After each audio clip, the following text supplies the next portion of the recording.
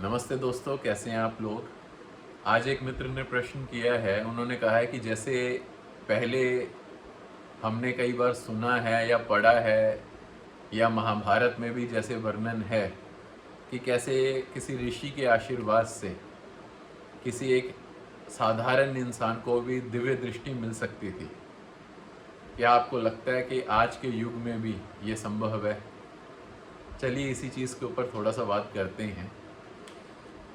कहते हैं एक सूफी संत थे, बहुत बड़े, दूर दूर तक उनकी ख्याति थी, लोग दूर दूर से उन्हें मिलने आते थे।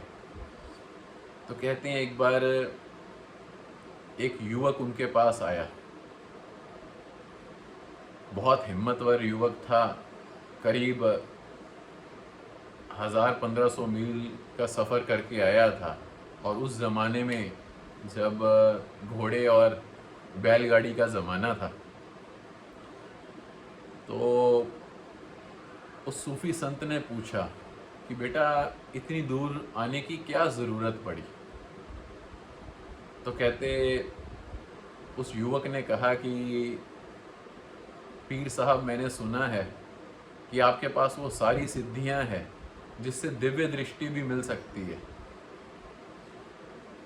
तो आप मेरे को ये बताइए कि क्या आप मेरे को वो सिद्धि दे सकते हैं?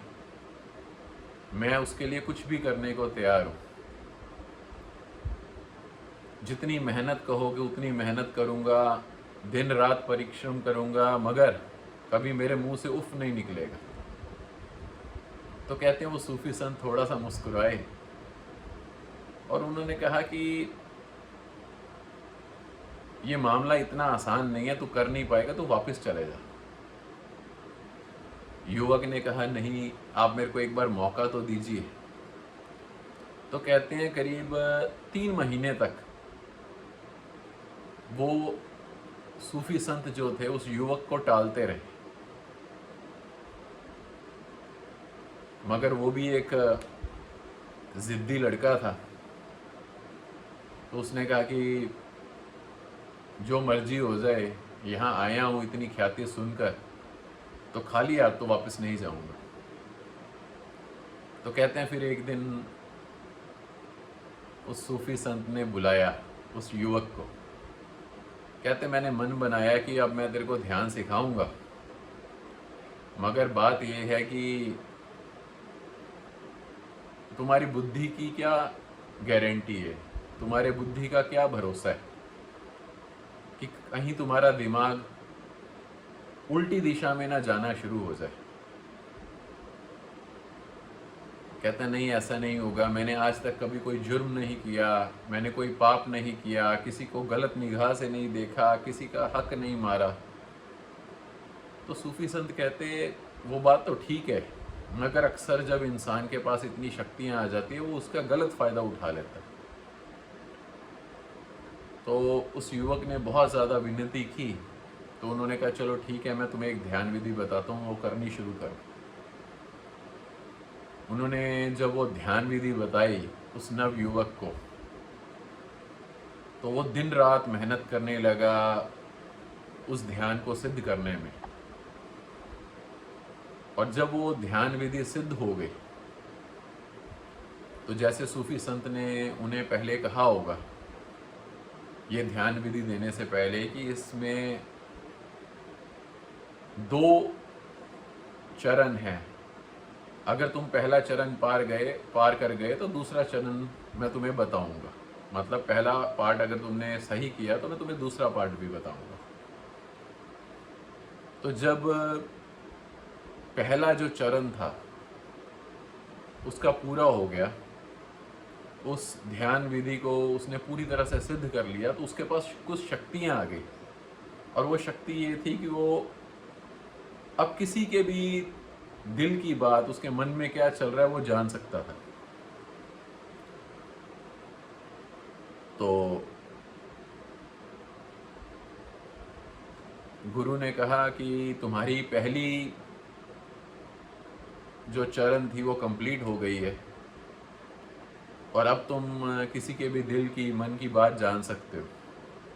मगर जैसे कि एक मर्यादा है, मैं उस मर्यादा से बाहर नहीं जा सकता।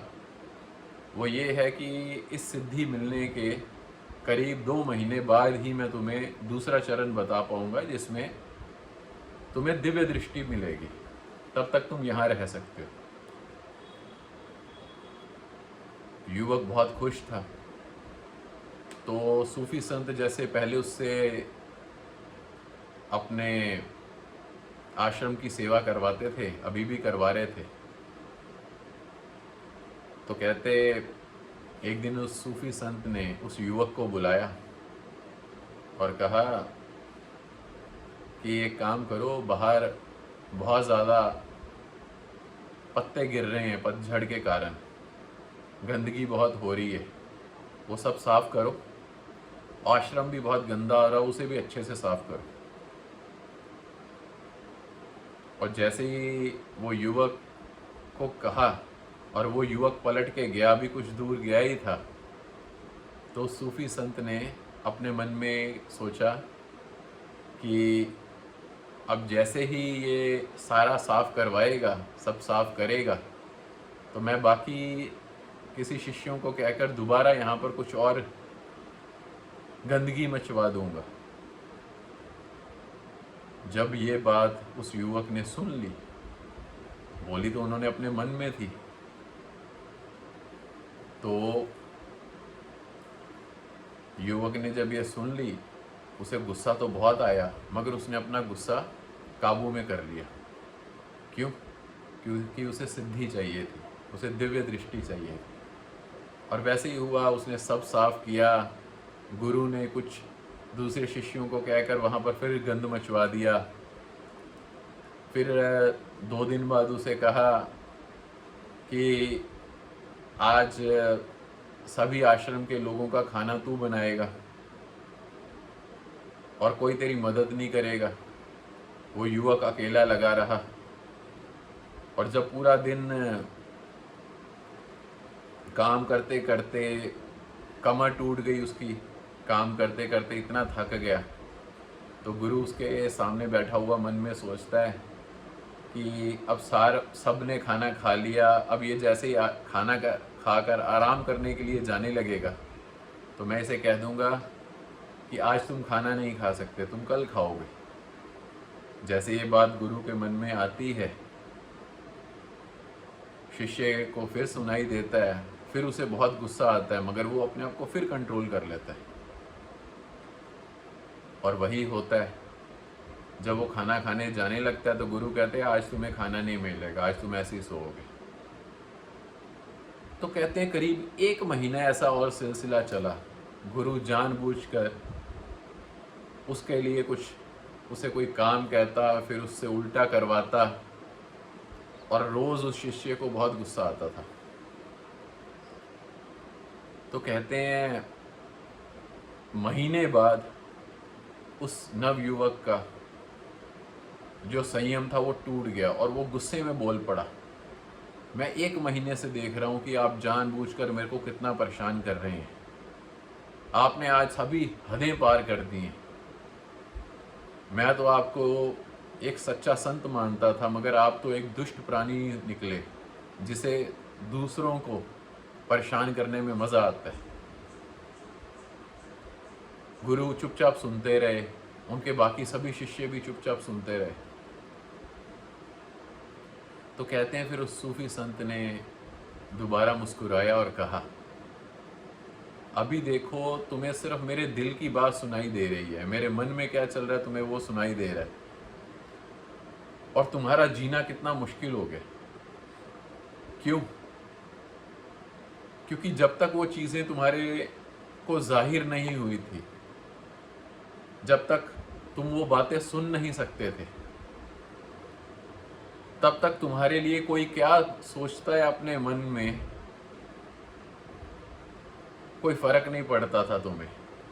मगर अब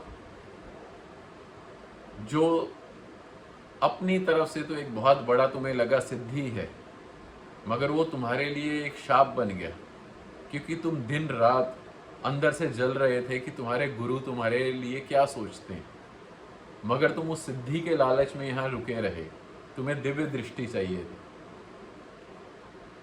तो कहते हैं फिर उस सूफी संत ने कहा, अब सोचो अगर मैं तुम्हें दिव्य दृष्टि दे दूं और तुम्हें सब कुछ लोगों का अगला पिछला दिखलाना शुरू हो जाए और ये समझ आना शुरू हो जाए कि क्या होने वाला है, कैसे होने वाला है, कौन तुम्हारे साथ गलत करेगा, क्या होगा क्या नहीं होगा,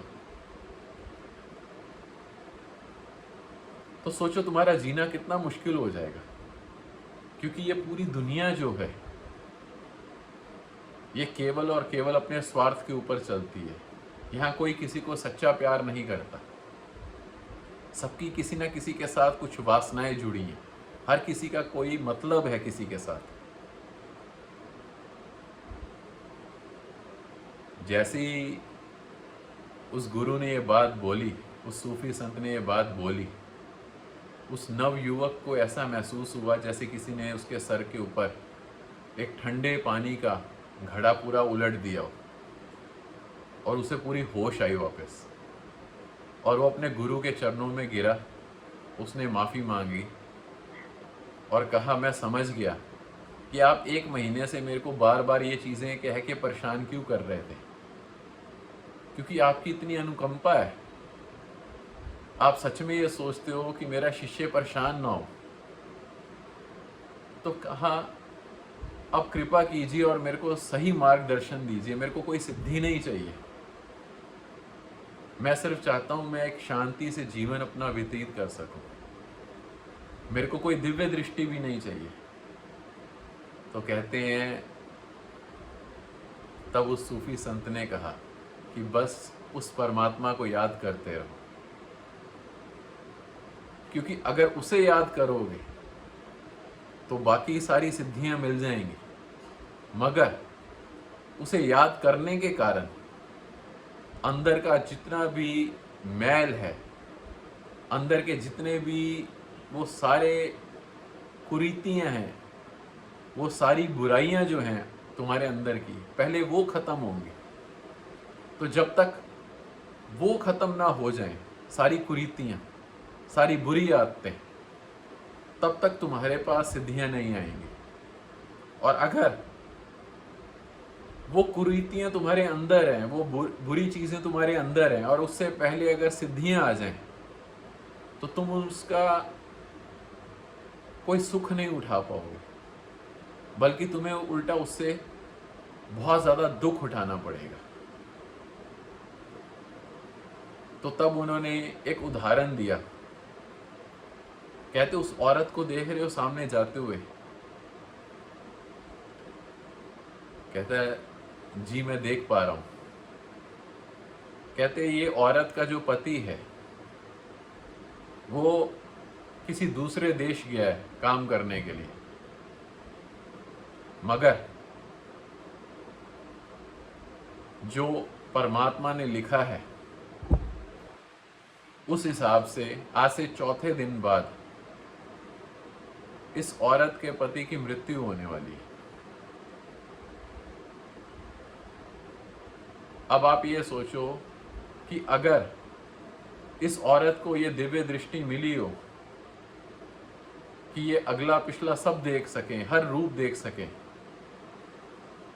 तो इसे ये सच अभी अगर पता चलेगा तो क्या होगा। मगर अभी ये औरत जो है ये उस परमात्मा की शरण में जा रही है, ध्यान कर रही है रोज।